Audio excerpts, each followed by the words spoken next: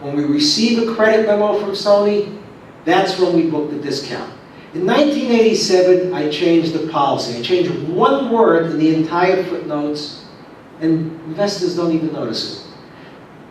Purchase discounts and trade allowances are recognized when earned. In other words, instead of waiting until Sony sent me a credit memo and I received it, I would book something called a debit memo, a chargeback.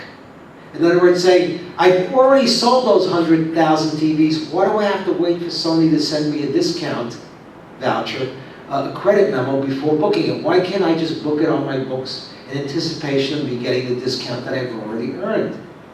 So this enables me to book discounts and to book profits faster because I'm not waiting for this vendor to send me the discount. Purchase discounts and allowances are recognized when earned. But it also enables me to create fictitious chargebacks. Because in the past, the auditors knew that all the chargebacks had to be genuine because they came directly from the vendor. Now I'm generating my own chargebacks in anticipation of discounts that are coming from vendors. And in 1987, I reduced our accounts payable from 75 million to about 55 million. And by doing that, by reducing our liabilities from 75 to 50 million, I increase our reported profits by $20 million. The point of all of this also is you have to read footnotes. Footnotes are very important. Most people don't read them, look for subtle changes, but we'll get into that later. But here's what happens. In 1987, the fiscal year ends on March 1st.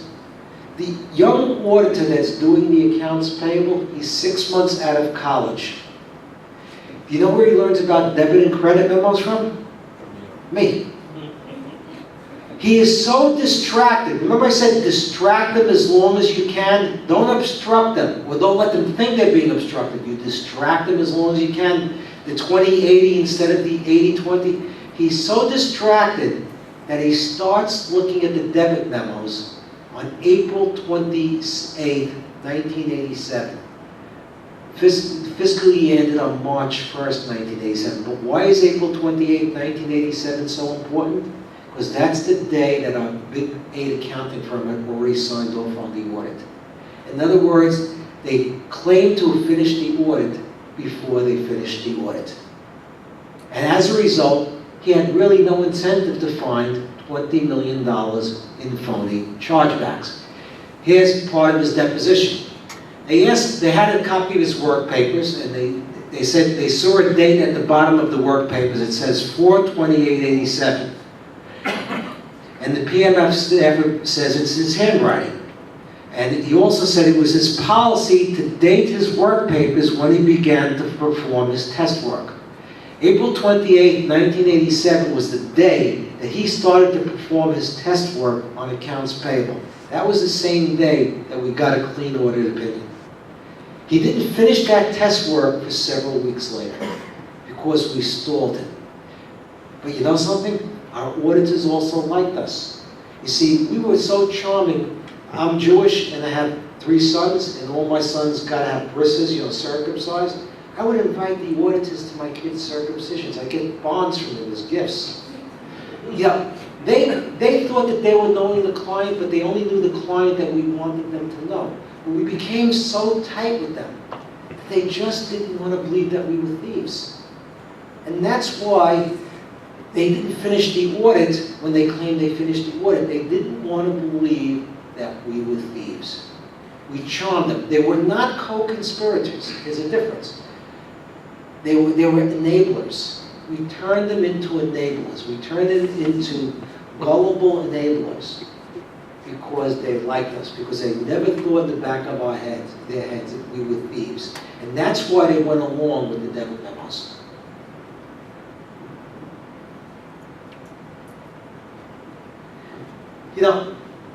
Today I do a lot of work for forensic accounting. I do a lot of forensic accounting work. I do a lot of work with accounting firms, even law firms. Anybody here of Labatton Ciccaro?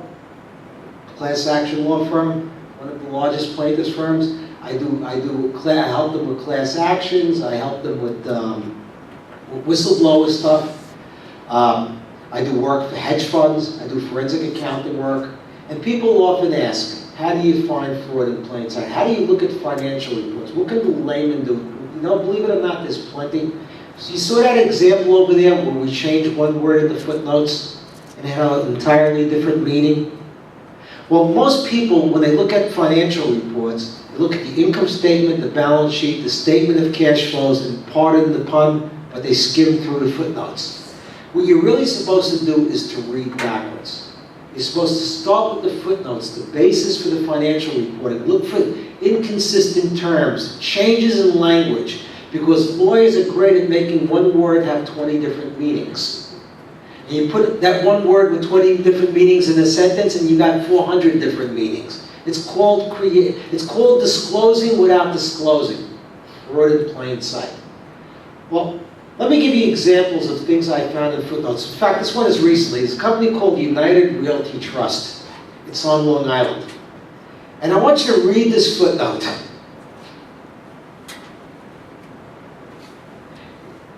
I'll read it to you. United Realty Trust is seeking up to $1 billion in capital from investors in initial public offering. Deep inside the prospectus, on pages 89 and 90, is a startling disclosure about Eli Verschleiser, its president and member of the board of directors. And I got to love this one. This is a guy that's taking a company public, looking to raise up to $1 billion. On page 89 to 90 of the prospectus, that guy's a good lawyer. Good IPO practice, right?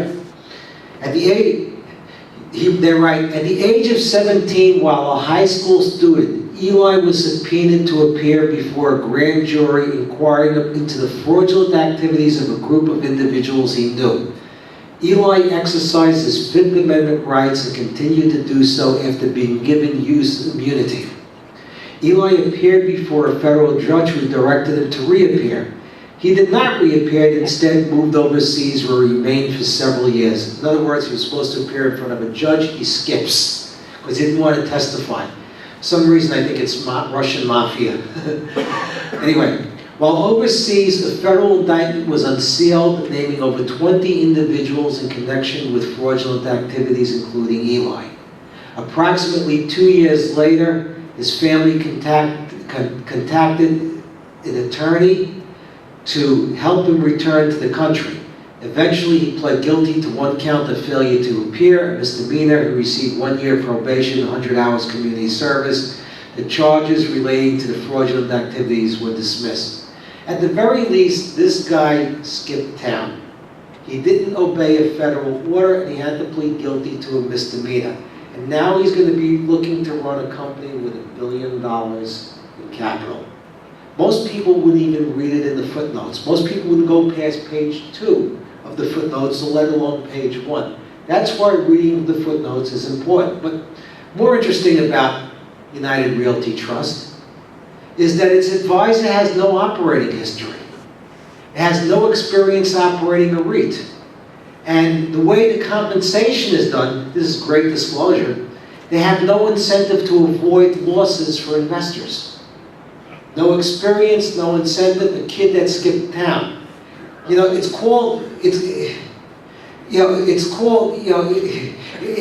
kind of like blind trust. That's when you go, it's kind of like a blind trust. You're blindly trusting somebody that skipped town, that has no experience running a public company, and no incentive to make, no economic incentive to make profits. You want to give this guy $1 billion? Read the footnotes. Another example. Anybody heard of a company called Overstock.com? This guy is a real character. You see, when I want to diss somebody, I learned this from political ads, find the most unflattering picture of your adversary. Paints them a certain way. Something I learned from lawyers. Handsome guy. I got that picture of him when he was caught drunk one night. That's Patrick Bird. He runs Overstock.com. You see, I do a lot of blogging, and I do a lot of whistleblower submissions to the Securities and Exchange Commission. And plus, I do training work. I teach them about, I get 8 hours. I teach them about financial reporting. Believe it or not, SEC people are not that bright. They need a criminal to teach them about financial reporting. Well, anyway, This company, Overstock.com, is an online retailer and is run by this guy, Patrick Byrne. In 2009, Overstock.com reports its first profit in 15 quarters. So I'm listening into the earnings call, and I hear the CFO say gross profit was $43.6 million. Later on, he says the net profit was $1 million. This included a one-time gain of $1.8 million relating to payments from partners who were underbilled in the previous year. In other words, the company made $1 million in net profits, $43 million in gross profits. Let's go by the net profit figure. They made $1 million in net profits, and the reason why they made them was because of this one-time gain. They collected money from people that were underbilled in previous years. Now, does anybody know the difference between accrual and cash accounting? A few days later in my blog, I say, had Overstock.com properly followed accounting rules, it would have reported an $800,000 loss instead of $1 million profit. Under GAAP, we're required to use accrual basis of accounting. Income is recognized when it is earned, not when it is later billed or the amounts of money are collected. In other words, if somebody underpays you, or if you underbill them and they underpay you and you collect the money later on, that income wasn't earned later on, it was earned in the previous periods. And if Overstock had made a mistake, it should have reported that money as profits now, it should have restated its financial reports. I put it in my blog and I reported the SEC, and this is what the CEO of the company says about Sammy Anton. Sammy Anton's ramblings are gibberish. Show them to any accountant and they will confirm he has no clue what he's talking about. Not only does he attack me publicly during forums, he also sends private, I was undergoing a divorce, he also sends private investigators to try to dig out dirt from my ex-wife. He also has somebody create a phony profile on Facebook to spy on me, family members, journalists that I was friendly with, and even my own children. Ultimately, the SEC does step in, and Overstock.com is required to restate its financial reports. It basically said its financial reports starting in 2008 going forward, because that's when it started collecting that money and recording it as income when it shouldn't have, had to be restated, and I was right, and Overstock.com was wrong. Now, Overstock.com was audited by a Big Four accounting firm. It doesn't matter the name because the problems in the accounting profession are generic. A Big Four accounting firm audited Overstock.com's books and records, had access to the financial reports, had access to management, and here me, a criminal blogger, just reads a financial report and I flag a violation of accounting rules that caused them to overstate profits and report profits when they had losses. Does that mean I'm a genius? Or does that mean that somebody's asleep at the auditors? I'll give you another example. Anybody here have Groupon? Okay. There's a blog run by two accountants. They call it Grumpy Old Accountants. Ed Katz is a professor at Penn State University, and Anthony Katanich is a professor at Villanova. Like me, they had no access to management, they had no access to employees, they couldn't interview anybody. All they did was read the pre-IPO documents of Groupon. That's all they did, okay?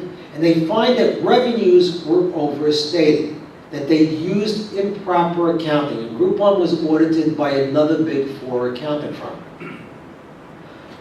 A month, they report their findings to the SEC, they put it in their blog, and a month later, Groupon has to restate its revenues. Now, were the Grumpy so smart? Were they brilliant and the accountants from the Big Four accounting firm so dumb? The reason that I'm asking these questions in both my situation and in the Grumpy situation is this.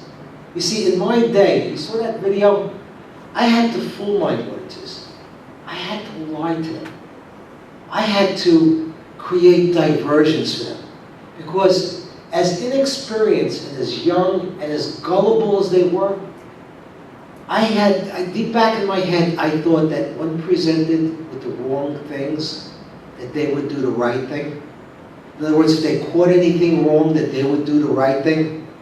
Today, in many parts of the profession, and again, I don't want to overgeneralize and say it's everybody, but it's not. But you have two different companies with two of the big four audit firms.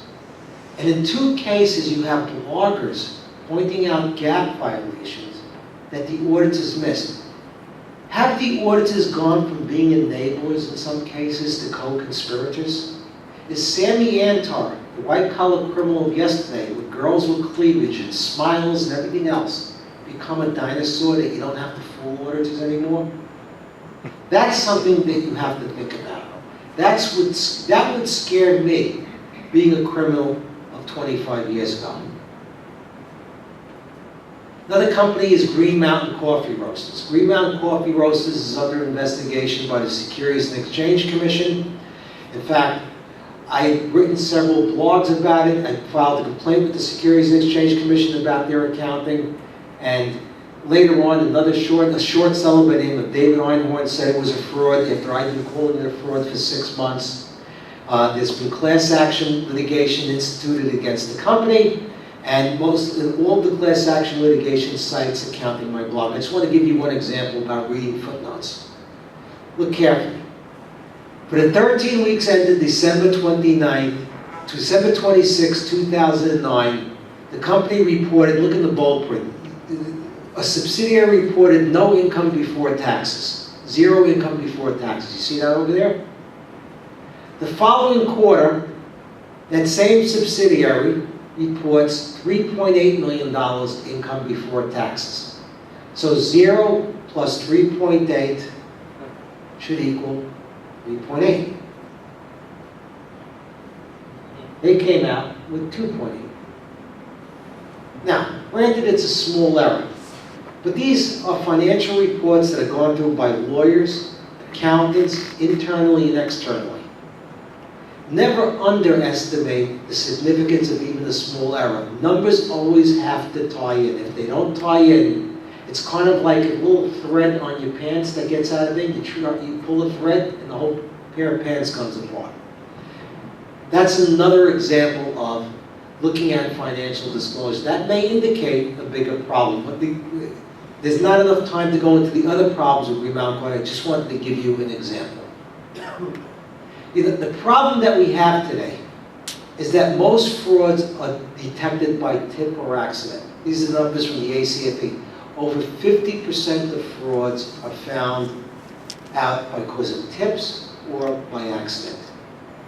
Very few, I think it's about 5 or 6 or 7%, is found out by external auditors. That's 3 or 4%. 3 to 4% is found out by external auditors. We need more intrusive audits, but the problem is they become cost prohibitive. We need guys like this, not doing, excuse me, I'm giving you a compliment, not doing forensic accounting work. We need them on the ground doing audit work. Because the reality that we have today is that they shouldn't even be called audits, because they really aren't.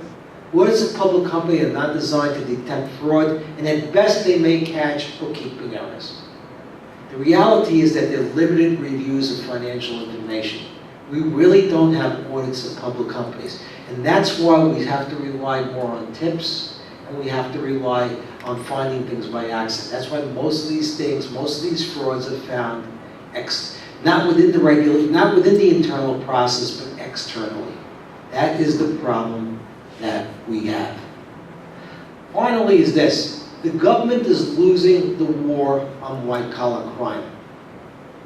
It's getting easier and easier to commit the crimes, and also the government has less and less resources devoted to it. The New York City Police Department has 34,500 cops. Now, blue-collar crime is easier to solve. There's a gun, there's DNA. It's much easier, it takes a lot less resources to solve.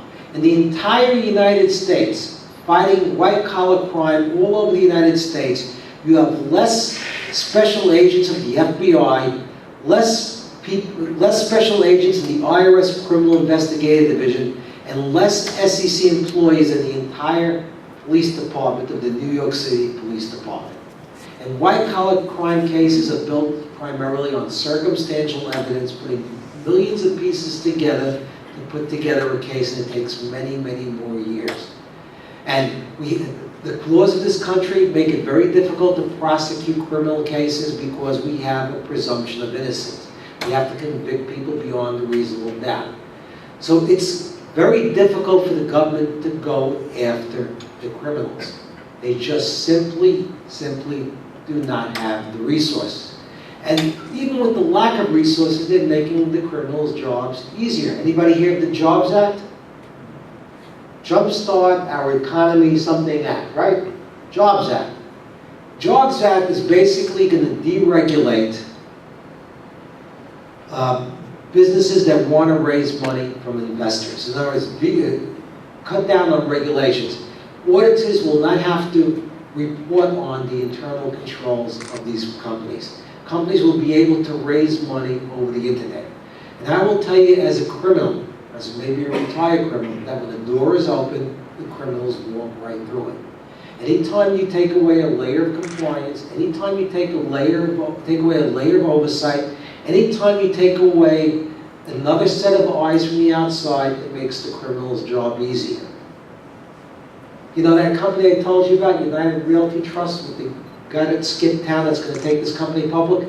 He's going to look for a Jobs Act exemption on regulatory requirements. So my point is that the politicians are making crime easier. There's simply not enough resources to fight white-collar crime.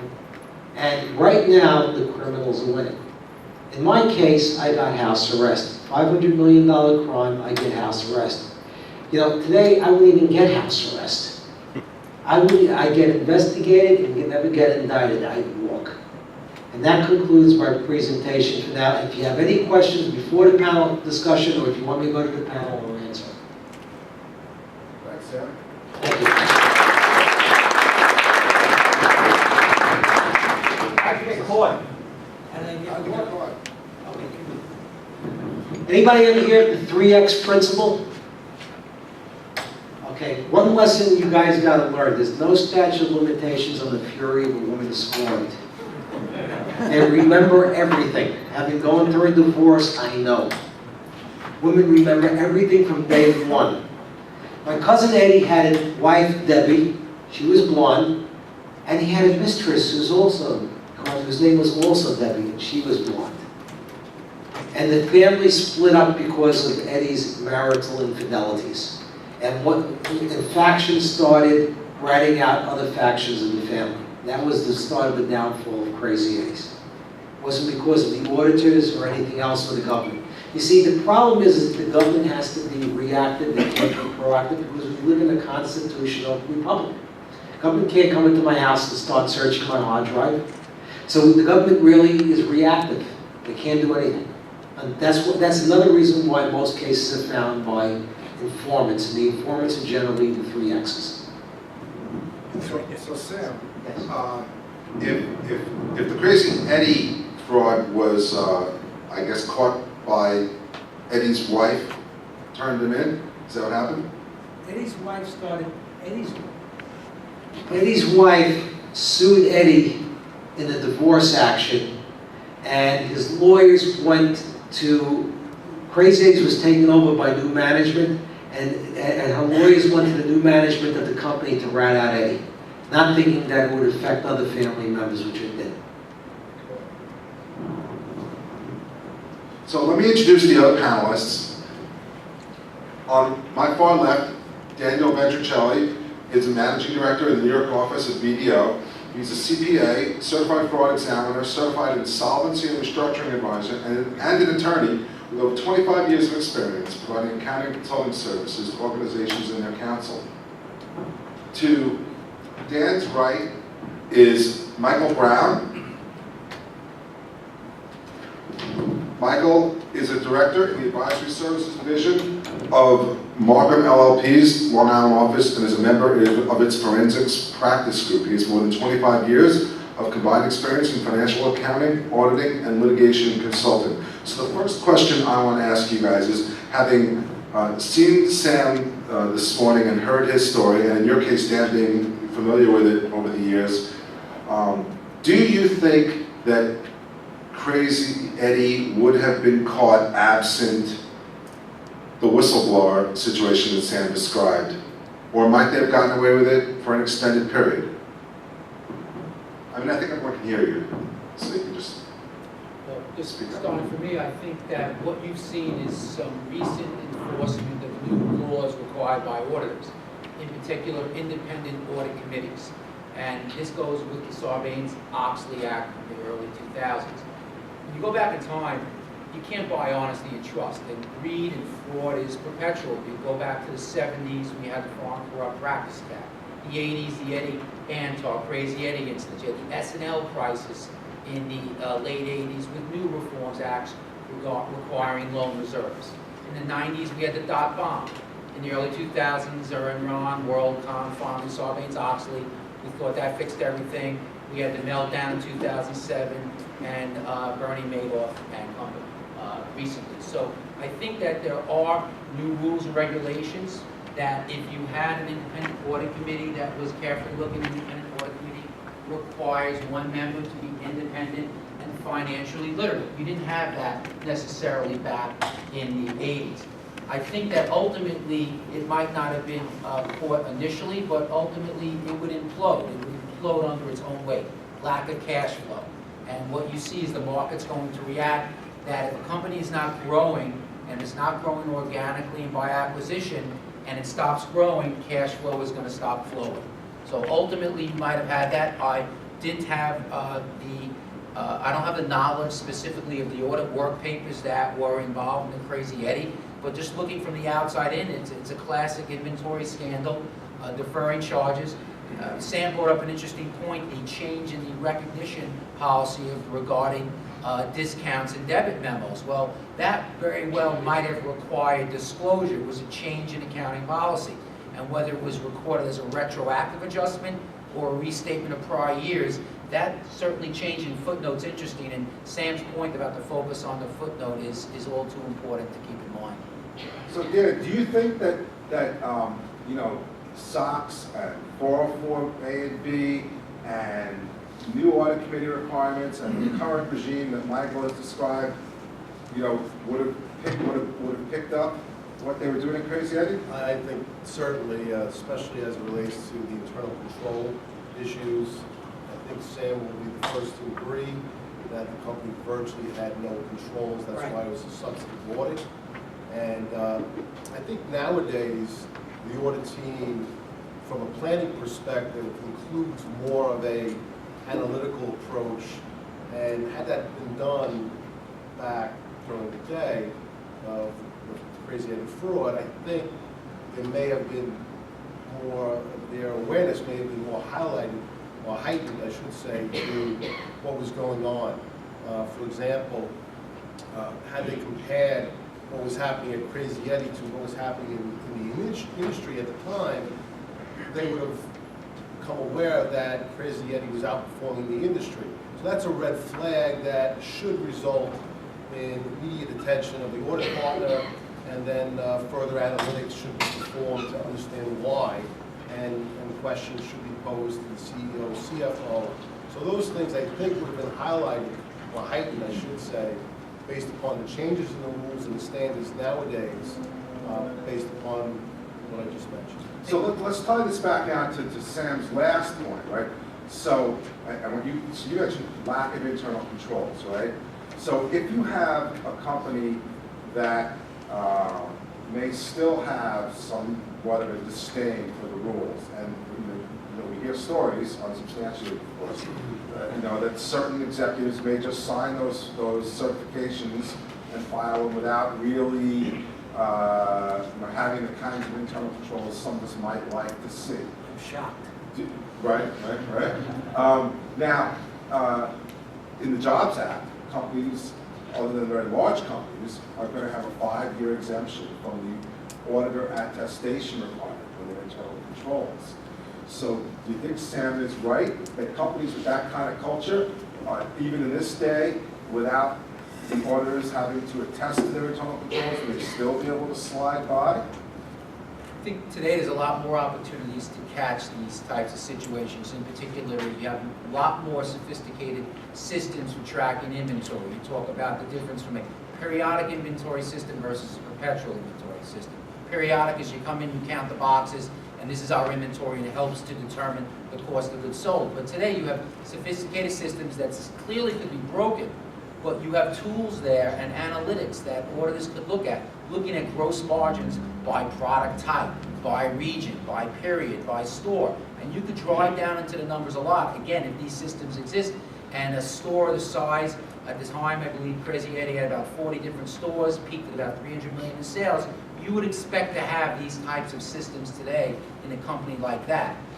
Can it be broken? Can it be beaten? Yes, but I think you have the antennas up more so now, both with new rules, but also people's morality, being more aware, heightened awareness. You know, I think that that's a very good scenario. Obviously, I'm very interested in what's going to happen, because I think I'll be very busy investigating fraud.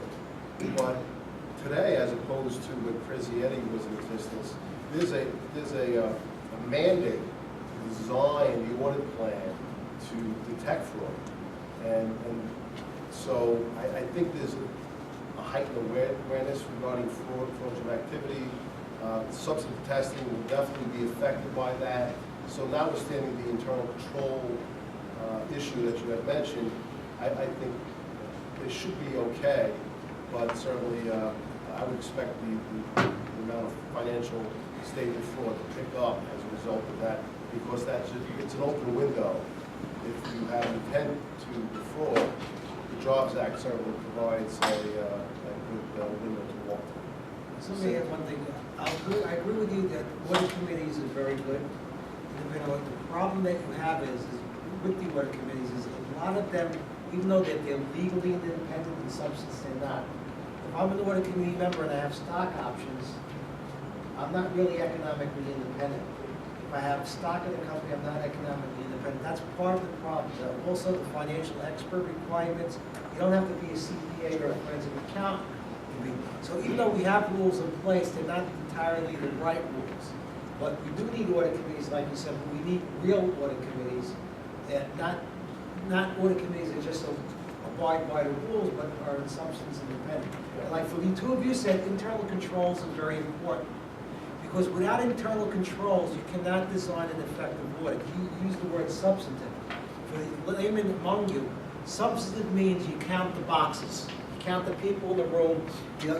And you try and you say, okay, there's 100 people in the room, therefore 100 people paid $10, there should be $10 in revenue. But it's not quite that way, because there's ways to get around. That's why internal controls are very important. Let me give you an example. The Crazy Eddie for 1986. Remember I said to get a bigger bang for the buck, overstating your income as a public company and understating as a private company? In 1986, with 2 years into being a public company, they needed to show about $2 million more in income. So we took money that we previously skimmed as a private company and put it into Crazy Eddie's as a public company. In other words, we gave back $2 million we stole from ourselves to us and other investors as a public company to increase our income. Now, the reason that we did that because by putting $2 million back in, the market value of the stock would be $30 or $40 million higher. Now the auditors saw this $2 million, it was actually cash in the bank. We laundered the money into Crazy Eddie's. Substantively, the money was there. But the reality is, they didn't look to see how the money got there.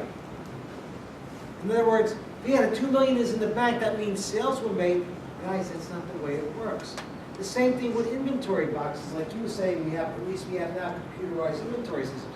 I can count 100 boxes. Okay, that means that I should have 100 pieces of inventory. But, you know, it's how the inventory got there. Did Sammy Anton shuffle the inventory from one store to the other? So you have to have a system in place of internal controls, accountability, responsibility. And what the government is doing, and it's unfortunate, it's going to, It's unfortunate for the auditing part of your practice, but it's better for the forensic part of your practice. What the government is doing is saying, it's not necessary internal controls. It's not that it's not that important. We shouldn't have a separate set of eyes reviewing internal controls. They can do it basically with substantive audits. It ain't gonna work. Take it from a criminal. I love what's going on. I might even leave retirement and come back into Seriously, but back into practice. If I have actually left practice. You said that. I want to just add to the audit committee discussion. New requirement for an audit committee, et cetera, is very important. But from my experience, I have found that audit committees really rely, obviously, on internal audit and external audit. And for the most part, when an issue arises, it's through a whistleblower. So it's very rare that an audit committee will, on its own, start an investigation. It usually stems from a whistleblower situation. So it's a good situation, but it's not a fail-safe situation. My first question of being asked to be a member of an audit committee board of directors is, well, how much D&O insurance do you have out there? That would never be an audit question. That would be Sammy had written a letter to Christopher Cox, then chairman of the SEC, and on point it talks about the compliance testing and substantive testing, and it is so true. How did the money get there and the interest? So I think today you do have a heightened awareness on risk assessment at the beginnings of an audit for a first-time audit firm. And Sam had brought up the point about the cost being cost prohibitive, and this creates issues in the audits, where we're going to have to, from the accounting firm, they're looking at it as a business, and are we going to make money or lose money? And many times the accounting firms are actually losing money on those first few year audits because they're putting a lot of upfront time into learning about the systems of internal control that later on they will rely on. So that compliance testing is a must in my eyes, and it's something that is a focus of my work when I'm doing accounting malpractice cases in particular, both on the defense and the plaintiff side. What I'm seeing, especially at the college level, you are seeing more courses designed for